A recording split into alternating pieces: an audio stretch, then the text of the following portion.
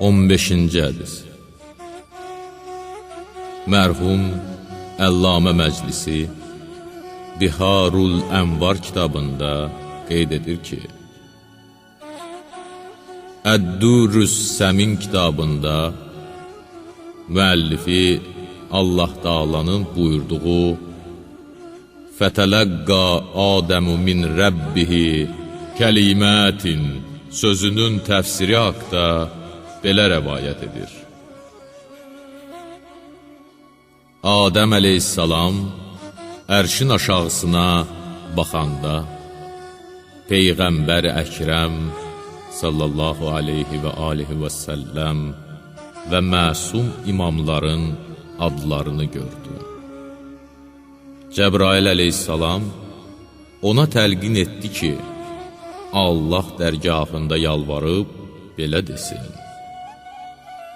Ya Həmidu bihaqqi Muhammed, Ya Ali bihaqqi Ali, Ya Fatiru bihaqqi Fatimə, Ya Muhsinu bihaqqil Həsəni vəl Hüseyn və minkəl ihsan.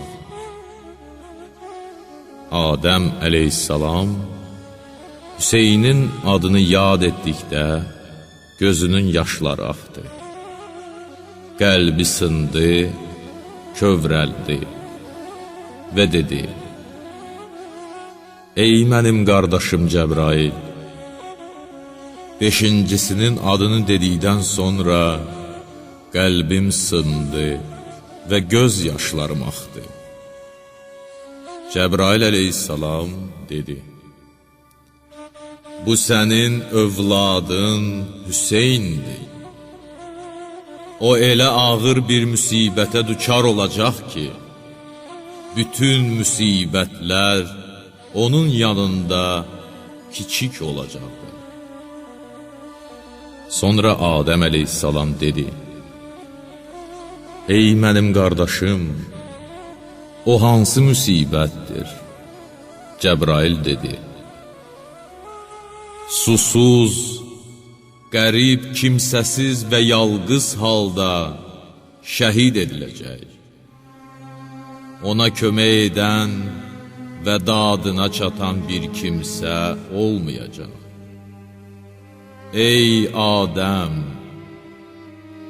əgər onu görsəydin, elə bir riqqətli halda olar və o qədər aman susuzluqdan, aman köməksizlikdən deyər ki, hətta susuzluq onunla göylər arasında tüstü kimi pərdə olar. Onun cavabını qılıncdan və şəhadət şərbəti içilməkdən başqa bir şeylə verməzlər. Onun başını qoyunun başı kəsilən kimi arxadan kəsərlər. Düşmənləri xeymələrini, bütün əmlakini qarət edib, onun və köməkçilərinin kəsik başlarını qadınları ilə birlikdə gəzdirərlər. Beşincisinin başına gələn hadisələr Allahın əzəli elmində bu cür müqəddər olmuşdur.